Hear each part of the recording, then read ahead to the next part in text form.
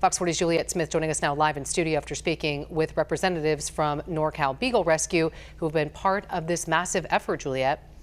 Well, Nikki, several of the 1,500 rescue beagles have now arrived in Sacramento through the NorCal Beagle Rescue, where they're receiving treatment before finding their forever homes.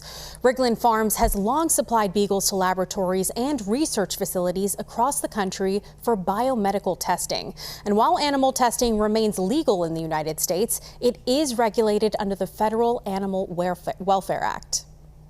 GLQ0 and TEA3, the small characters tattooed inside the ears of two females rescued from the infamous Rigland Farms. And while the company denies allegations of animal abuse, a special prosecutor found that some procedures performed on the beagles did constitute animal mistreatment. Tina Lassiter, an animal rights advocate, is now fostering one of the dogs, who she's renamed Brooklyn. There's no reason to be doing research like that anymore. We have AI, we have ways of doing it without hurting dogs. They were doing experiments on dogs without anesthesia. It's just not necessary. It's barbaric. The major rescue mission comes after more than 1,000 animal rights activists, including Lassiter, gathered outside the facility in April in an attempt to shut it down. They were met with force and 29 people were arrested.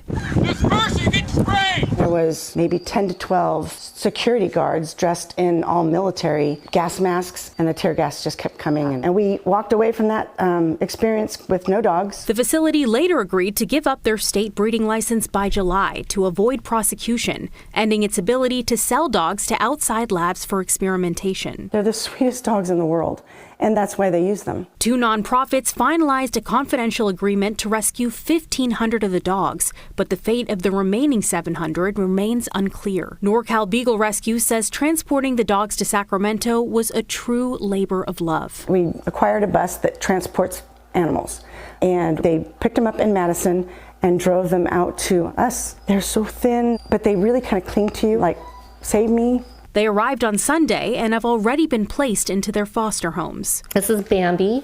She was used as a breeding dog. Wendy Lanston says in just 24 hours, Bambi has already become a beloved foster fail. She is very brave. I am shocked at how she just loves everybody. Brooklyn and Bambi are now exploring a world they never knew existed, leaving behind cramped cages, feeling grass beneath their paws, and receiving love for the very first time.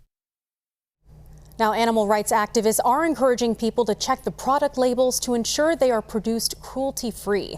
Now, once these dogs are cleared by veterinarians and become more socialized, they will be available for adoption through NorCal Beagle Rescue. I'll send it back to you at the desk. All right, Juliet, thank you. Also,